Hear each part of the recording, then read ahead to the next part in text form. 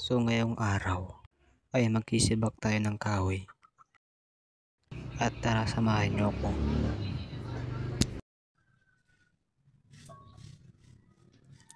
Gagamit tayo ng itak, taladanan. Ito ang ating gagamitin.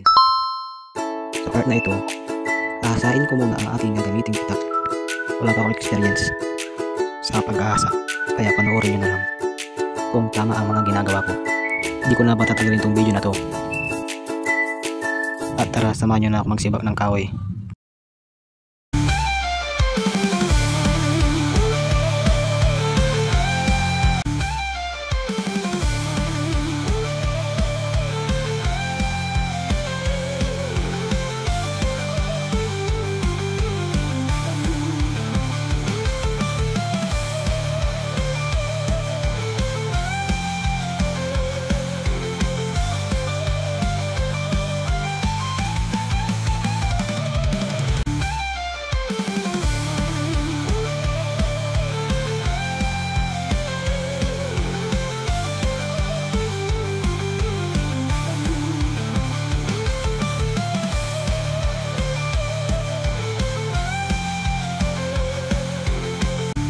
Part na yan, nais ko na yung mga nasibak kong kahoy.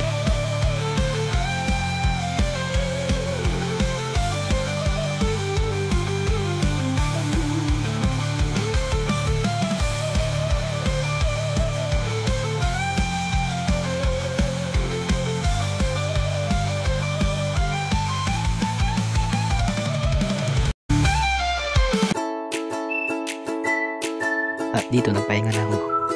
Hindi yung pahinga na namamaalam. At dito na nagtatapos ang aking video. Salamat sa panonood.